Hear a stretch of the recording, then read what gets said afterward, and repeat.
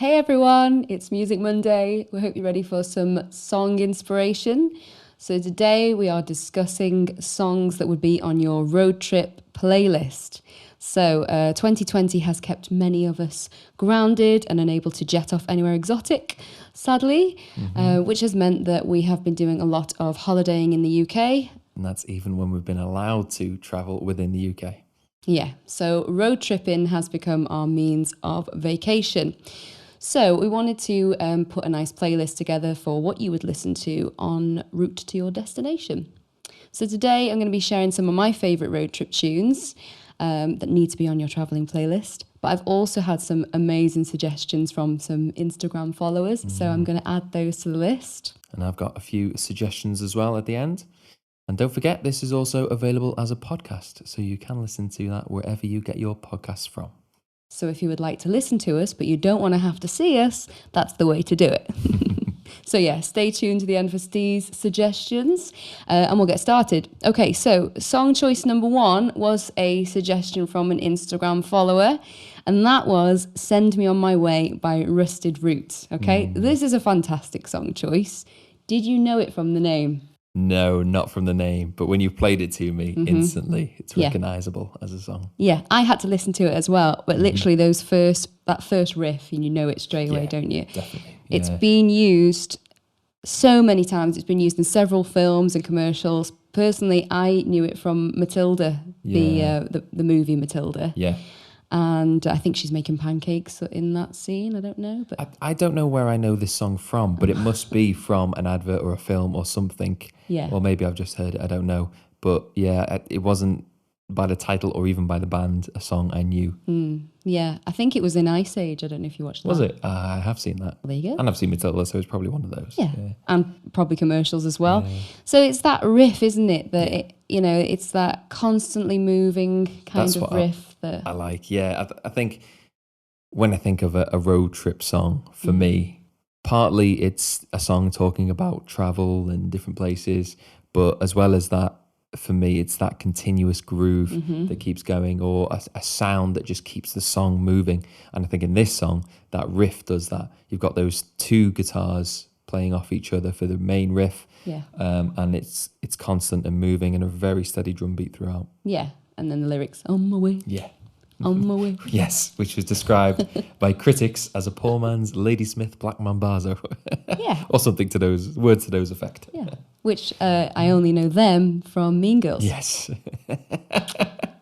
Many people probably feel the same. Yeah. So, okay, so this song, it does have those kind of movement vibes.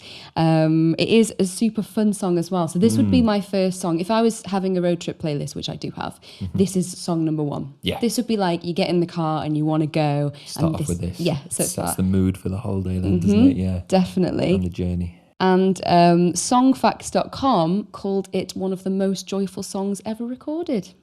That's a bold claim. Songfacts.com website. Yeah, that's what they said. Yeah. And there's some really interesting quotes here from the songwriter, who is Michael Glabicki. Okay. Glabicki? I think it's Glabicki. The band at all their names, Yeah, so he said, they were asking him how he recorded this song, how he wrote it, and these were his words. As soon as I walked into the studio, I picked up the guitar and I just started writing it. It was just a very, very happy feeling.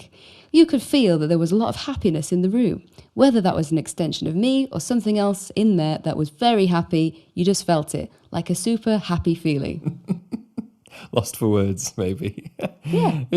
I agree. Yeah, it's a very happy song. Yeah.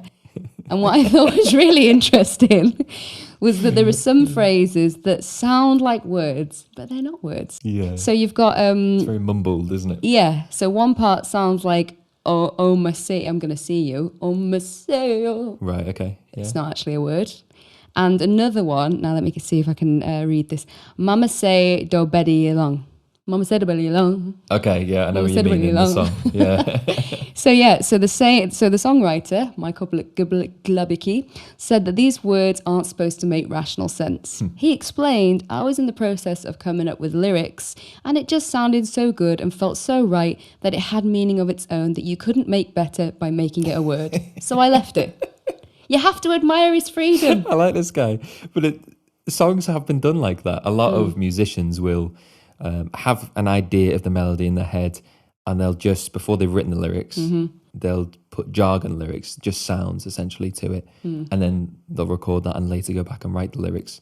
In fact, some other bands as well have done the same thing where they haven't replaced the jargon lyrics. Right. Like Song 2 by Blur, they did that as well. Yeah. But they didn't go as far as to say... But it didn't need words. Yeah. He didn't want to be limited by words, Yes. Stephen. And if you actually do watch the music video, which I'm suggesting that you do, this really backs up that whole, we'll say, free-spirited attitude. Yeah. So they're dancing in the desert with tambourines and a Native American. So it's fairly tribal. There you go. Yeah. Yeah. Excellent song choice. So thank you for that one, guys. So, okay, number 2 was another Instagram suggestion. And this one is Freebird by... Lynyrd Skynyrd. I absolutely love them. Okay, so this is a long song. Very long song. Is it 8-9 minutes? It's Something 9 like minutes and 13 seconds long. that? Very long song. Yeah. I first heard this song on The Simpsons, Okay. which is whereas most of my education is from. Yeah. And this is where Bart gets a guitar. He can't be bothered to learn how to play it. So when he takes it to school, Otto, the bus driver, takes it off him and starts playing. And this is the song. He starts off with, "If I leave here Yeah, tomorrow." And then later on in the scene, it shows that obviously they haven't gone anywhere. It's obviously 9 minutes later, there's a traffic jam behind, and he's still in the song, within the song. Yeah. So that's where I first heard it. And also Guitar Hero 2. Yes, which it is a massive, obviously, Guitar Hero song. But every guitarist has got to love this song. It's fantastic. Well, those of us that only play plastic guitars on Yes, TV screens. yes, even them. But it's fantastic. The continuous groove going throughout. It's constantly moving. But the massive guitar solo at the end, I really like. It's a harmony guitar solo. So there's 2 guitars harmonizing with each other as they go through. And it just sounds brilliant, this song. And there's an interesting story behind this one, isn't there? So when he... There's a few behind this one that I had a little look for. The opening lyric, as you said, "When I leave here tomorrow, will you still remember..." Oh, sorry, "If I leave here tomorrow, will you still remember me?" Yeah. The singer's girlfriend actually asked him that question when they were dating. And he liked the idea of that and wanted to work it into a song at some point, and he did. And he later married her. So I think the answer is yes, obviously. So this song has so much meaning behind it. It does. And also, I love the name. I love Freebird. I think, again, Roadtrip playlist. Yes, that's true. Got to be on there, hasn't it? Yeah, it has. Great. Okay, so the next one. So choice number 3 is one of my choices. And this is Let's Get Lost. And it's by Bat for Lashes and Beck. Yep. And it's from the album Eclipse, which was released in 2010. Okay. So yeah, this... Obviously, you know I love Bat for Lashes. What do you think of this song? Again, I like this song. It's a nice, very free kind of song, isn't it? Very trippy, I describe it as. Yes, you like to refer to my trippy music. Yeah. Yes. But it's like those Wanderlust vibes, and that's what I love about this. And I think even though Beck at the time, he was the better known artist, like I think Natasha Khan's vocals really shone through in this song, and she's got such an amazing way of creating narrative from her vocals. Like, I love eerie music anyway that's got that kind of, it's just got layers to it, and the way she whispers, the way she sings, and just creates that narrative. And it's something I always say to my students: when you're singing a song, no matter what it is, somebody's written it and it's a story, and you are the storyteller. And I think what she does is really create that narrative, and that's what makes a good singer. Yeah. So I love all of her songs, but this one in particular, it just makes me want to put on my traveller backpack and just go somewhere and end up on some kind of deserted beach or jungle city, and that's what we want from a road trip song. Exactly, yeah. Hard to find in the UK, but I think the story side of it is the travelly part to this, I think, isn't it? Yeah. And I know it's not your cup of tea song. Not a song I would normally pick, but I do like the song. I think it's a good song. Yeah, it inspires me, and it makes me want to plan holidays. So, yeah. Yes. Good choice for that one. Thanks. saying You're welcome. I made a good choice. Yeah. Okay, so the next one, this was another choice by me, and this was The Immortals by Kings of Leon. So I know this one's not quite as popular as some of his other ones. No, it's not, is it? This one was from his album Come Around Sundown, from 2011. And yeah, the lyrics just remind me of a road trip. And I had this album, a hard copy in them days. I had this album in my car. Yeah. It's what we used to do in them days. And yeah, the lyrics, so the open road, the path of greatness is at your fingers. Yeah. And I just love that. Yeah, it's and nice. Yeah, and obviously the chorus, you've got right away. Yeah. It makes me feel like I want to go travelling. I think they've got a knack for creating that atmospheric music. I think particularly on this album and the album after it as well, it was very atmospheric. It was very, there's a continuous groove keeping it moving all the way through. Yeah. But it's very atmospheric kind of sounding. Yeah. Yeah. Their songs were alive. I think when we went to see them live, they're not my favourite band. I do really like them, but that was hands down the best gig I've ever been to. Yeah, the atmosphere was incredible that time we went. Yeah. It was like the whole place was alive. Yeah. Never ever felt like vibes from live music like them. Yeah, it was good, wasn't it? Amazing. Yeah. And you can tell they were feeding off it as well. Yeah. And they just kept going all night. It was brilliant. Yeah. So if you ever get the opportunity to go and see them, I would definitely recommend it. And they're, I guess, on a side point, okay, Kings of Leon, all their albums have 5 syllables. Just a coincidence? Trivia for you. Yeah, that is an interesting piece of trivia to have at your fingertips. Okay, so next choice now. Again, this is my choice again. This one's a bit random, but I like to put a little bit of a different song in there. And this is Carry On My Wayward Son, and this is from Kansas, okay? So a bit of an older one. This was released in 1976 from the album Leftover Chore.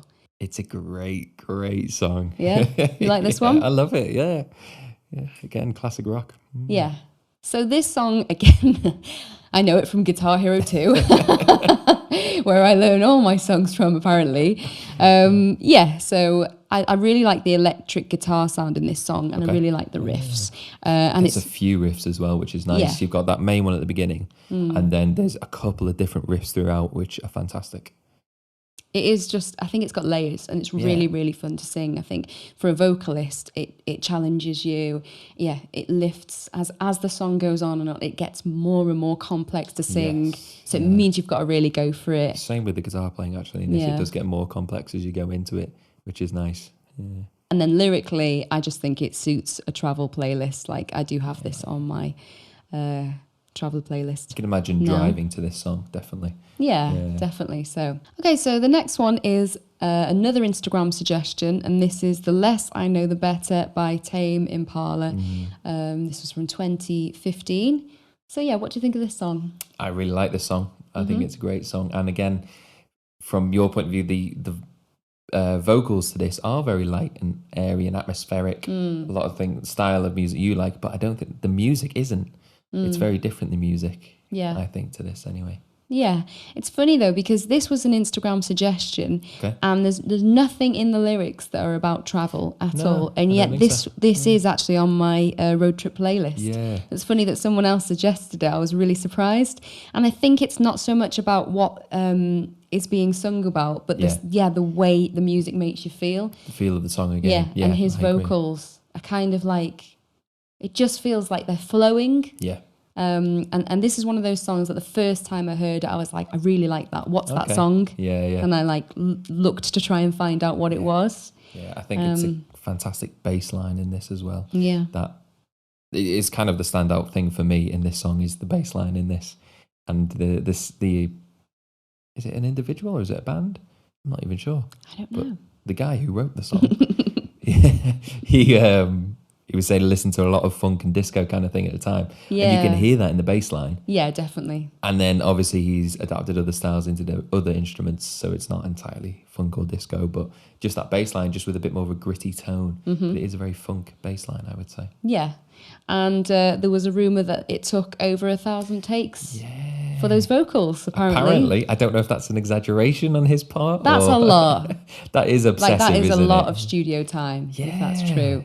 And as well, I don't think that the lyrics are that, no, sorry, I don't think that the vocals are that challenging. No. Like, I get he's obviously got a naturally higher register, but if he's singing it in the same, you know, it's not like the notes aren't proper vocal acrobatics, are they? No, not at all. They are very so perhaps within a certain range. Yeah, they were within a range. So either he's a perfectionist or he's just having an off week. Yeah, maybe. Maybe. Yeah. But yeah, we love the song anyway. Yeah, the song's great. Yeah. Right, so the next one, this was another Instagram suggestion, so thanks so much, guys. And this one is The Long and Winding Road by the Beatles. The Beatles, yeah. So yeah, I'll let you talk about this one, because I know you're a huge fan of the Beatles. Yeah, I love the Beatles. You can't not like the Beatles, especially if you're born in Merseyside. It's built into you. But it's a great song. Paul McCartney was the one who wrote this song. Yeah. I know that much. As it was about the long and winding road that led to his farm that he bought up in Scotland, in Kintyre. So that was the inspiration for the song, obviously starting off the main lyric in the song. Yeah. But interestingly, I do know he must have been, he wrote the song, it must have been 1968, because it was recorded in 1969 in Abbey Road. Released in 1970. And that was, they released it exactly in 1970, but it was released actually a month after the Beatles split up officially. Oh, really? Obviously they were having problems before that. So was this their last song? This was their last number one. I'm not entirely sure if they released any more off the record. The record company might have released some more afterwards, I'm not sure. But it was certainly their last number one, and it was after they broke up. But Paul McCartney actually, in 1968, after he'd written the song, but before they'd recorded it, offered it to Tom Jones. But he actually put a condition on it saying, it has to be your next single you release. And I think he was already tied up in releasing something else first with the record company, so he couldn't take it. But I thought that was an odd condition. I was just going to say that. What a strange, there's no time limit on it. You can have it and use it whenever you get around to it, kind of thing. But the Beatles obviously then got around to recording it themselves the next year. And it's a great song, but as far as Beatles songs go, it's not ranking that high in my personal list of favourites. I must admit, I mean, I must have heard it throughout my life, but I've never really noticed this song, or I didn't actually know it was a Beatles song. It wasn't until we went to see the film yesterday. Yes. It's in that. Which, if you haven't seen that film, it is amazing. It's such a good film. I absolutely loved it. It's kind of lighthearted, but it's got some great little references in there. So brilliant. And, when we went to see it, we were away on holiday. We were in Texas, and we weren't even sat together. So I was sat around a load of Americans that didn't get any of the jokes. And you know, it's filming in Liverpool, and I wasn't sat by you, and I just wanted to go, it's Liverpool! You were the only two laughing at certain jokes. Laughing at all the jokes, like I sat on my own in the cinema. And you were like, I don't know, 3 rows ahead of me. But this section in the film is definitely my favourite part of the film as well. Really? So this bit is where him and Ed Sheeran decide to have a singing write-off. So they both go out of the room, they've got an audience in front of them, and Ed Sheeran goes out of one door, and the character Jack Malik, who's the lead guy in it, he goes out another door, and Ed Sheeran says, you know, the best song written out of the two of us, and it's got to be something you've just written. That's going to be the winner. And he comes back. And Ed Sheeran comes back and writes a completely classic, typical Ed Sheeran song, which, you know, he's great, but it's his style. And then Jack Malik plays this one, and it's just beautiful. Yeah. And he makes it amazing. He plays it on the piano, and like you can hear a pin drop in the room. And I just was like, it's so amazing. Obviously, Ed Sheeran gets the hump and goes off. He's brilliant in it. He's really good at taking the mick out of himself. Yeah, he is. But yeah, so that's where I heard this song. And now I love it because it reminds me of that film. So yeah, good choice. Thanks so much for that one. Okay. Next Instagram suggestion. This was I Still Haven't Found What I'm Looking For by U2. Okay, so this is the second track from their 1987 album, The Joshua Tree. So I do really, really love this song. I love teaching this song to male students. I've had a couple of students that have wanted to really increase their rock sound to their vocals and their belt. And I've chosen this song to teach it to them before, and it's always gone really, really well because it's such, you have to rely on the diaphragm to belt out those vocals. And I think as well, you know, lyrically, it's fab. It's a great road trip song. Yeah. Still haven't found what I'm looking for. Yeah, that's true, actually, yeah. Yeah. Again, it's a continuous groove going through it. Yeah. In fact, this song came from the groove. The drummer had this interesting groove pattern that he came up with, and they wrote a kind of song to it, but they weren't all that keen. They kind of like, you know, it's the drums that are the best bit, but the rest of it just a bit weak.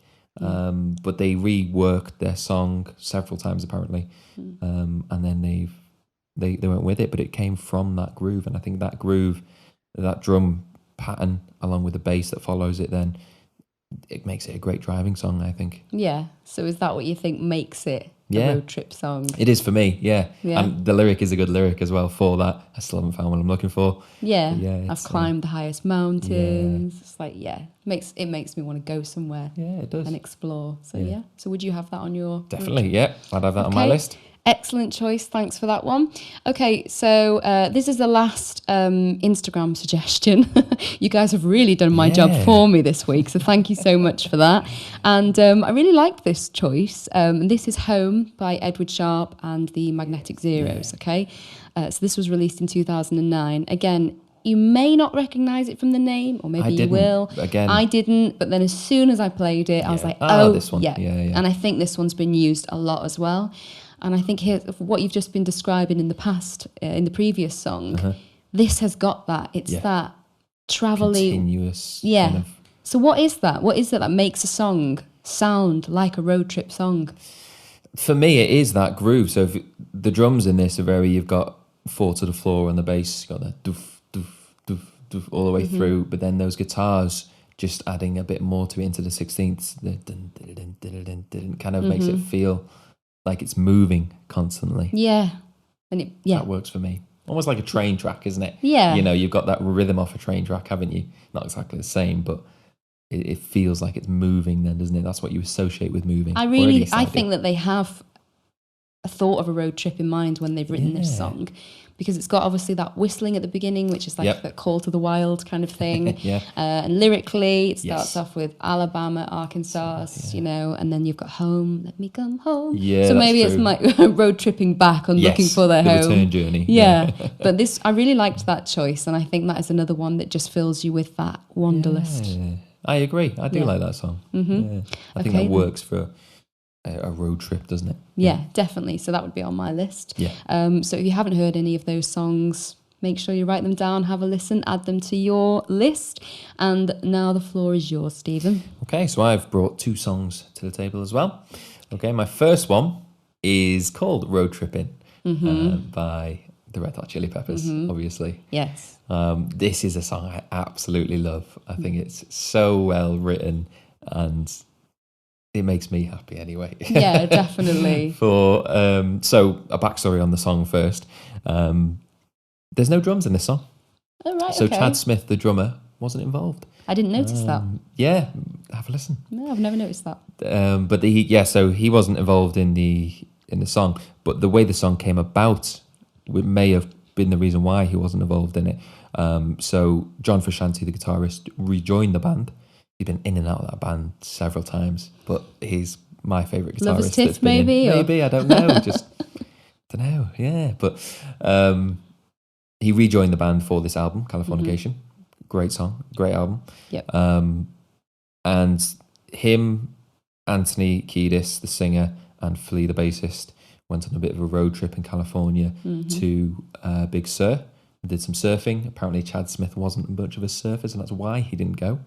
And that's where they kind of started this idea for the song, wrote the song, and wrote about, and that became the song Road Tripping. Yeah, well, I'm so glad that you've chosen this song for the list, because, you know, obviously I love this song. Yeah. And this song reminds me of our trip That's what I was down thinking. Highway 1, California. Yeah. This is the song that like makes me want to travel down. And also it really reminds me of traveling around Thailand Yes. with our good friend Craig. Craig.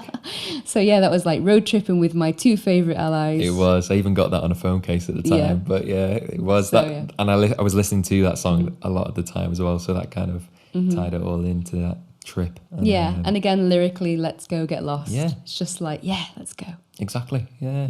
So yeah, I think that's it's definitely one of the first on my road trip playlist. Definitely. Well, it's there in the title, isn't Exactly. it? You didn't have to really think hard about No. that one. Well, it's But thank you a for your fantastic input. song. Yeah. Okay, what else have you got for us? And then the other song I've got is Hotel California. I couldn't think of it then. Hotel California by the Eagles, obviously. Okay, yeah. Again, it starts off talking about driving, this song. So instantly that gets me in the mood. It's talking about California. Again, we did a trip to California and we did that trip down Highway 1. That's just what that song reminds me of. Exactly, yeah. And I think we even had that song on several times. We hired a Definitely, because I was desperate to get to the Tiffany store on Rodeo Drive. Yes. And there's the lyrics, somebody's Tiffany Twisted. Yeah, that's it. I just love this song for that exact reason. It reminds me so much of that holiday as well. And just everything, the whole vibe of this song. I can't play many songs on the guitar, I have to admit, but this is one of the ones I can play. That's right. Because I love it so much. There's a fair amount of chords in that as well. Yeah, I love it. I think the song is fantastic. Yeah. I don't really think female vocally, for me, I think the male vocals, sound better. Like if we ever go out somewhere and someone plays this song, and generally, it is a male vocal song. I just absolutely love it. And I just think that, again, that is one of the ones that makes you feel like you want to go somewhere on a dark desert highway. Exactly. It's like, get on the road, go traveling, go see somewhere new. Yeah, I agree. And it makes me definitely feel like that. And talking about the driving as well in there. And again, probably less to do with road tripping, but the solo, again, I absolutely love. And similar to Freebird, it's got that harmony guitar in as well. Okay. There aren't many songs that do that, have two guitars playing a harmony solo. But the few songs that do it, it's amazing when it's done well. It's got to be done properly. Yeah. But it's done really, really well. This is an example of that. Okay, well, thank you so much. Those two were excellent choices. Thank you. And I just want to say a thank you so much for everyone on Instagram for all your suggestions. I've loved them. And there's been some songs that I had completely forgotten about. Yeah. And I think that's the whole point of what we're doing is, either refreshing your memory or finding new music for you to listen to. And hopefully this one has inspired you to plan a COVID-safe holiday here in the UK or wherever you are. Yeah. So thank you so much for listening. Please tune in next week and feel free to like and subscribe to our channel. And if you have any suggestions of playlists that you would like us to do, feel free to leave them in the comment box below. Thanks so much, guys. Look after yourselves.